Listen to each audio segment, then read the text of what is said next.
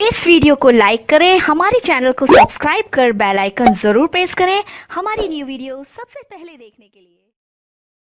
Hello friends, Radhe Radhe. Friends, आज मैं आपको बताऊंगी करवा चौथ की परंपरा कहाँ से शुरू हुई थी और किसने सबसे पहले यह व्रत रखा था। इससे जुड़ी सारी कहानियाँ कथाएं मैं आपको बताने वाली हूँ। इससे पहले अगर आपने मेरे चैनल को सब्सक्राइब नहीं किया है तो प्लीज़ पहले चैनल को सब्सक्राइब कीजिए, साथ ही बेल आइकन को भी प्रेस कीजिए।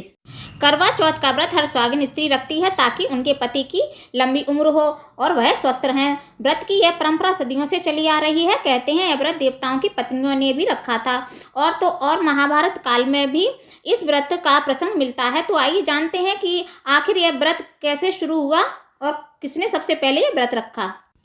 कथा मिलती है कि सबसे पहले यह व्रत शक्ति स्वरूपा देवी पार्वती ने भोलेनाथ के लिए रखा था।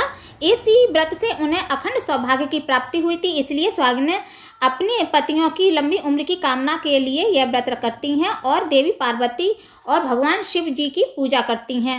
पौराणिक कथा के अनुसार एक बार देवताओं और राक्षसों के मध्य भयंकर युद्ध छिड़ा था। लाख उपायों के बावजूद भी देवताओं को सफलता नहीं मिल पा रही थी और दानव थे कि हावी हुए जा रहे थे। तभी ब्रह्मदेव ने सभी देवताओं की पत्नियों को करवा चौथ का व्रत करने को कहा। उन्होंने बताया कि इस व्रत को करने से उनके पति दानवों से यह युद्ध जीत जाएंगे। इसके बाद कार्तिक माह की चतुर्थी के दिन सभी ने व्रत किया और अपने पतियों के लिए युद्ध में सफलता की कामना की। कहा जाता है कि तब से ही करवा चौथ का व्रत रखने की परंपरा शुरू हुई है।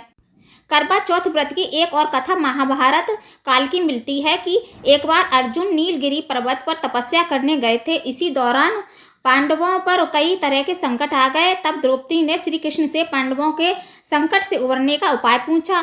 इस पर कन्हैया ने उन्हें कार्तिक माह की चतुर्थी के दिन करवा चौथ का व्रत करने को कहा। इसके बाद द्रौपदी ने यह व्रत किया और पांडवों को संकट से मुक्ति मिल गई। पौराणिक कथा के अनुसार प्राचीन समय में करवा नाम की एक पतिव्रता स्त्री थी। एक बार उसका पति नदी में स्नान करने गया था। उसी समय एक मगर ने उसका पैर पकड़ लिया। इस पर उसने मदद के लिए करवा को पुकारा। तब करवा ने अपनी सतीत्व के प्रताप से मगरमच्छ को कच्चे धागे से बांध दिया और यमराज के पास पहुंची। करवा ने यमराज से पति के प्राण बचाने और मगर को मृत्यु दंड देने की प्रार्थना की। इसके बाद इस पर यमराज ने कहा कि मगरमच्छ की आयु अभी शेष है, समय से पहले उसे मृत्यु नहीं दे सकता। तभी करवा ने यमराज से कहा कि अगर उन्होंने करवा के पति को चिरायु होने का वरदान नहीं दिया तो वह अपने तपोबल से उन्हें नष्ट होने का श्राप दे देंगी। इसके बाद करवा के पति को जीवन दान मिला और मगरमच्छ को मृत्यु दंड।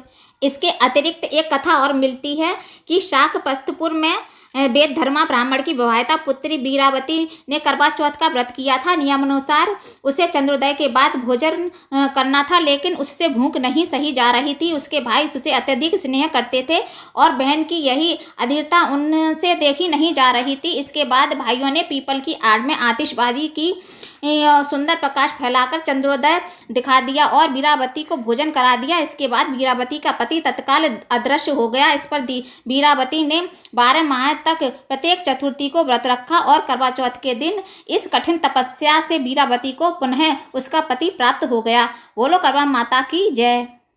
तो फ्रेंड्स, उम्मीद है आपको मेरी ये छोटी सी जानकारी पसंद आई होगी। वीडियो अच्छा लगा हो तो वीडियो को लाइक कीजिए, अपने दोस्तों में ज़्यादा से ज़्यादा शेयर कीजिए, कमेंट कीजिए। अगर आप मेरे चैनल पर पहली बार आए हैं तो प्लीज़ चैनल को सब्सक्राइब कीजिए। Bye bye.